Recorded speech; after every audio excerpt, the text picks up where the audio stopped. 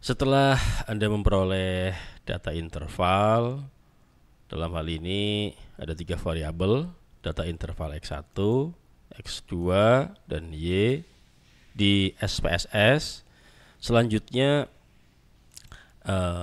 pada sesi kali ini kita akan membahas tentang uji normalitas.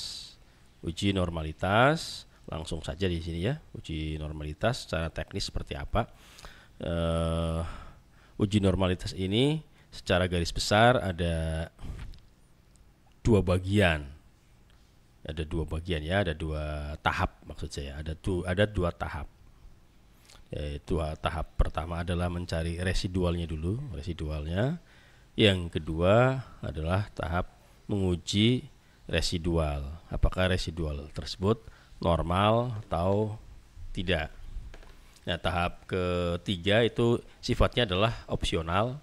Sifatnya opsional, yaitu melihat secara grafis. Nah, ini penting juga untuk meyakinkan bahwa secara grafis bisa dilihat ya di situ.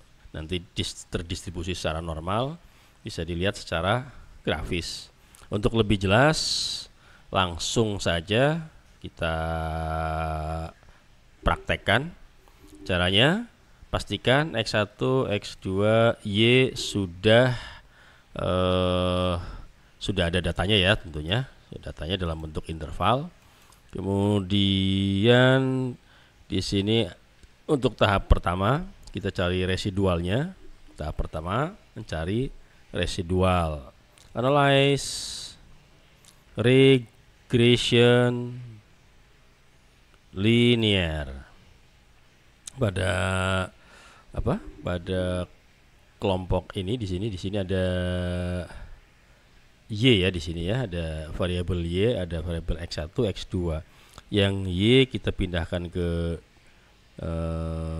dependent atau variabel terikat, yang X1 ke variabel independent gitu. Nah, selanjutnya kita klik tombol save. Di sini ada tombol save. Klik save. Oke.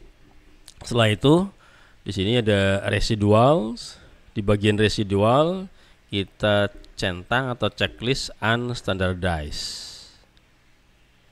Continue. Kembali ke menu semula di sini. Dari situ kita klik OK. Nah, muncul di sini regression di bagian output ya, ada regression dan lain-lain di sini. Oke. Nah, kita perhatikan di bagian inputnya muncul ini res 1. Ini hasilnya, ini residualnya ini. Nah, kalau di bagian outputnya ini hasil perhitungannya dari sini, di sini ada. Nanti akan kita bahas di analisis numerik ya.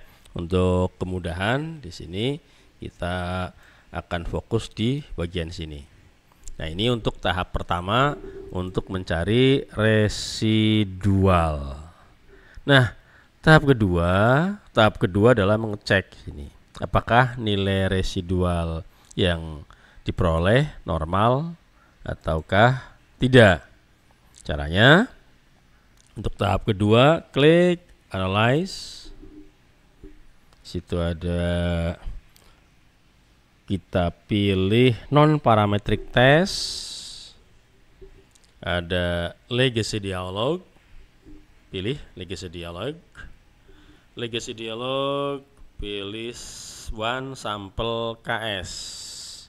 Satu sampel KS itu Kolmogorov Smirnov. Ya. Analyze, non parametric test, legacy dialog, sama terakhir diklik one sample KS. Nah, di sini pastikan test distribution ya. Kita kan akan mengetes distribusi normal, centang di sini atau checklist normal. Ya.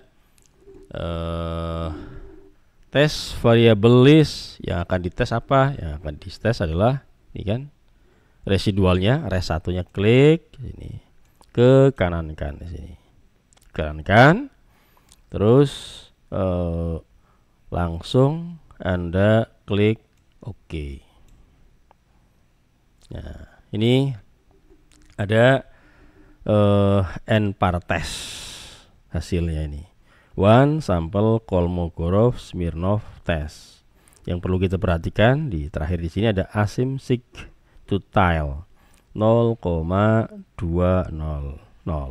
Ini lebih besar dari 0,05 ya. Berarti ini sudah normal. Oke, ini n-nya 48, artinya 48 responden ya. Nah, apa-apa saja untuk uji normalitas ini yang perlu dirapihkan atau disimpan di Excel seperti biasa di situ. Nah, ini ada data, ini data residualnya di blok, kopikan ke Excel, Anda kopikan ke Excel. Misalkan kita tadi ini sudah ada sheet MSI, kita buat lagi sheet, misalkan namanya normalitas, supaya lebih besar, bisa dibaca, perbesar, klik kanan, di name, tuliskan di situ normalitas, itu ya. Normalitas, misalkan di sini. Jadi hasil dari ini, klik kanan, copy, masukkan ke sel sini, sel C5 untuk sheet normalitas, Ctrl V, ini hasilnya. Kita beri nama X1, sini X1 ya, X1, X2, Y, di sini ada res 1. Ini respondennya, responden.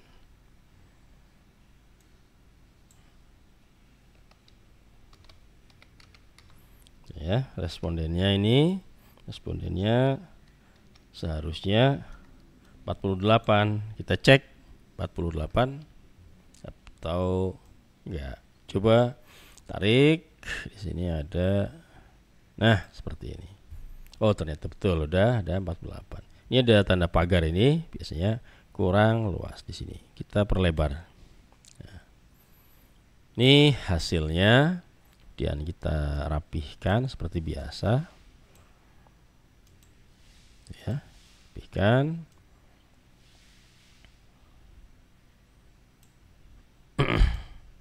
Outside border biasa.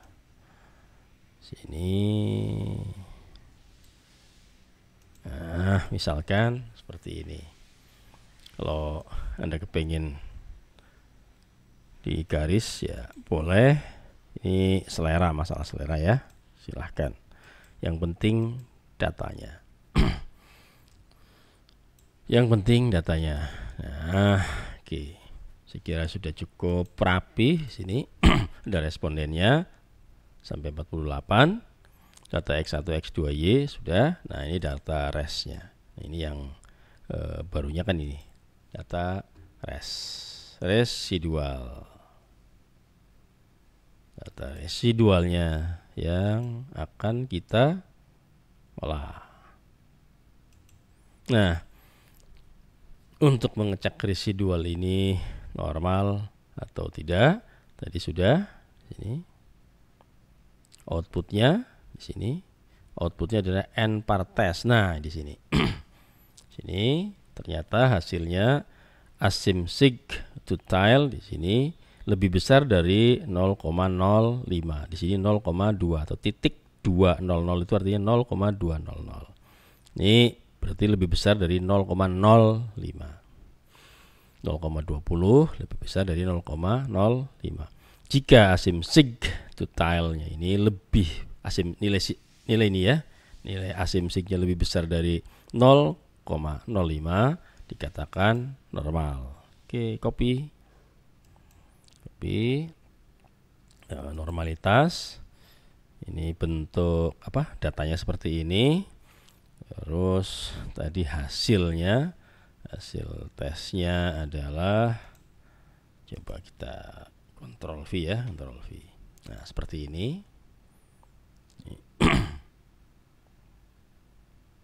Nah, terus nanti bentuk diagramnya seperti apa. Nah, bentuk diagramnya untuk meyakinkan bahwa secara visual memang bisa terlihat bahwa itu terdistribusi secara normal. Atau supaya rapi, jangan di sini, jangan di sini ya.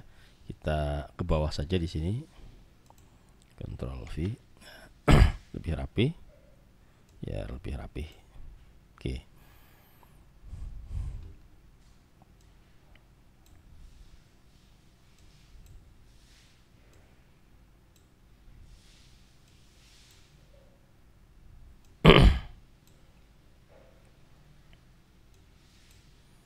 Oke, nah ini kita bold.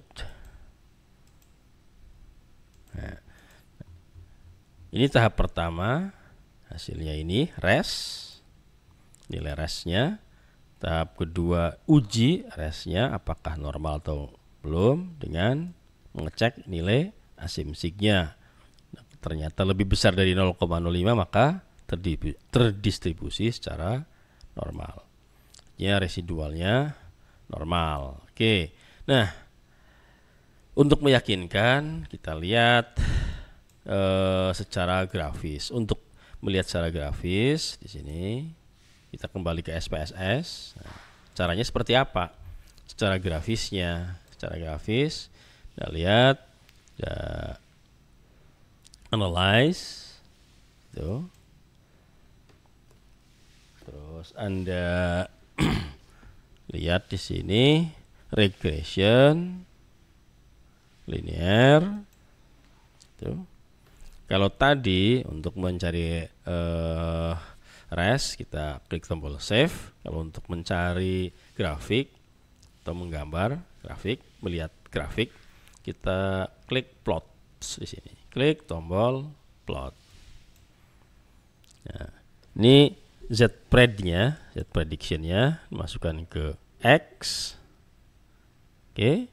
Sementara S residnya, S residualnya masukkan ke Y.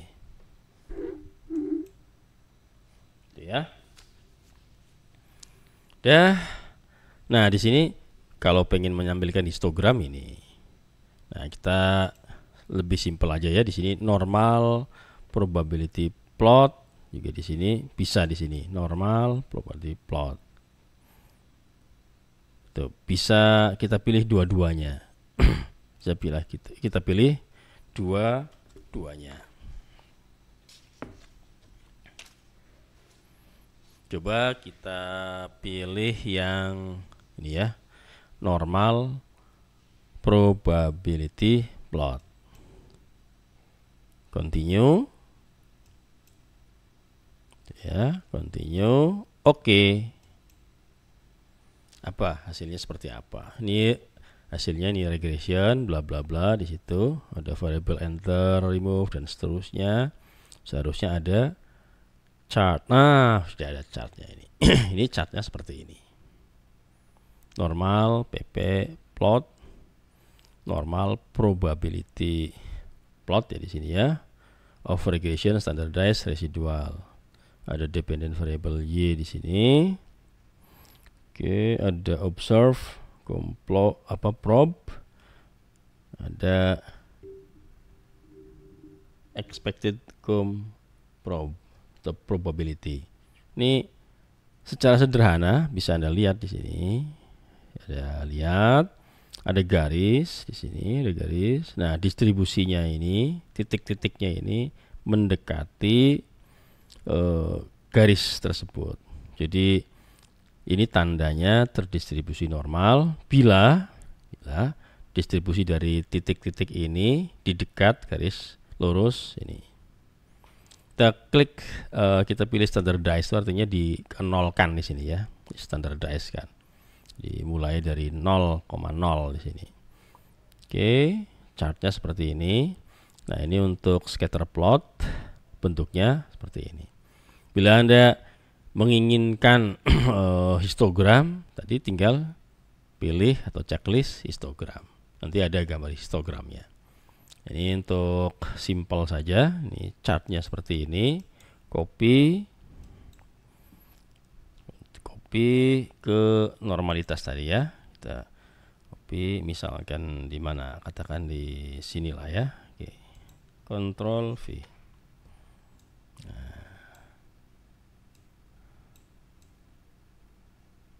seperti ini. Ini untuk histogram, untuk normal probability plotnya. Terus yang berikutnya ini scatter plotnya. Nah, di scatter plot tuh jadi tersebar secara merata. Jika tidak merata sepertinya hanya terkumpul di satu daerah saja, sementara ini hanya 1, 2, 3 titik misalkan, sementara di sini ngumpul semua, ya berarti tidak terdistribusi secara normal. Nah, ini termasuk dalam distribusi normal karena menyebar. Sama, copy, kita rapihkan, dikumpulkan di sheet normalitas. Di sheet normalitas. Itu ya. Ya, kita atur-atur supaya rapi. Nah, nanti ini semua yang ada di sini, di X1, X2, Y, uji instrumen dan seterusnya, ini data-data ini dirapihkan, disimpan. Nah, bila diperlukan untuk lampiran, kita masukkan ke lampiran. Bila diperlukan untuk bab 4, misalnya di situ ada tabel-tabel yang harus taruh di bab 4, ya kita copy paste ke Word di bab 4. Jadi semuanya sudah ada di satu file Excel dalam bentuk sheet per sheet di sini. Dan sheet per sheetnya sudah diberi nama yang sesuai dengan temanya. Nah, tema kita adalah normalitas, ya masuk ke sheet normalitas. Jadi itu saya ulangi lagi. Normalitas ini pertama dalam mencari residualnya, nilai residualnya.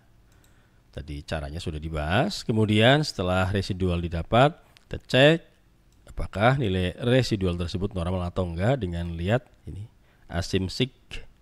Jika nilai asimsiknya lebih besar dari 0,05, maka terdistribusi secara normal. Itu ya. Ini 0,2. Lebih besar dari 0,05. Nah, untuk meyakinkan, kita lihat di sini, kita lihat grafiknya. Secara grafis di sini bahwa titik-titik ini yang ada mendekati garis lurus. Artinya terdistribusi secara normal. Bisa juga dilihat grafis ini scatter plotnya. Ini menyebar secara merata. Itu ya. Nah, ini uji normalitas. Nah, untuk apa? Biasanya digunakan untuk menguji data persepsi ini ya. Data persepsi kita uji, pertama uji normalitas. Nah, untuk data-data yang sekunder, data yang diperoleh dari perusahaan, organisasi, atau mungkin ngambil dari BI, Bursa Efek Indonesia, artinya data yang sudah diolah. Nah, itu nanti perlakuannya di samping uji normalitas, ya, perlakuannya beda ya, perlakuannya beda. Di situ nanti ada namanya uji yang lain. Jadi uji asumsi klasik itu ada beberapa, ada uji normalitas, ada uji linearitas, ada uji kolinearitas, ada uji heteroskedastisitas dan yang lain. Apakah semua uji itu akan dilakukan? Tentunya tidak, tergantung dari permasalahan yang ada. Jadi dilihat konteksnya. Tidak semua asumsi klasik, uji asumsi klasik itu dilakukan, dipilih atau dilakukan berdasarkan konteks yang ada. Nanti akan dijelaskan secara detail oleh Pak Ahmad tentang uji asumsi klasik. Nah, di sini bagian saya adalah untuk menerangkan jika Anda datanya persepsi, di data persepsi biasanya uji normalitas ini harus dilakukan ya, harus dilakukan meskipun sebagian juga ada yang tidak melakukannya, namun sebaiknya menurut hemat saya di sini dilakukan uji normalitas. Jadi memang benar data ini sudah terdistribusi secara normal. Ya, kalau di sesi atau episode sebelumnya itu ada namanya uji instrumen. Jadi dua uji yang berbeda. Uji instrumen itu untuk menguji apakah instrumen dalam hal ini adalah kuesionernya sudah layak untuk disebarkan, sudah valid, sudah reliable kah? Sudah valid, sudah reliable. Kalau sudah valid, sudah reliable, berarti oke, berarti disebarkan. Nah, kalau sudah disebarkan, nanti baru diuji hasil data yang diperoleh dari penyebaran kuesioner yang valid dan reliable itu nanti diuji. Pengujian pertama biasanya adalah uji normalitas. Apakah perlu dilakukan uji-uji yang lain? Tergantung konteksnya. Ya, nanti akan diterangkan oleh Pak Ahmad tentang uji asumsi klasik untuk kasus-kasus yang berbeda, gitu ya. Di sini sekali lagi untuk data persepsi, untuk data primer, data yang diperoleh langsung dari responden. Nah, nanti Pak Ahmad akan menerangkan tentang data sekunder, data yang sudah diolah, gitu ya. Nah, seperti apa? Ada pembahasannya di sesi berikutnya.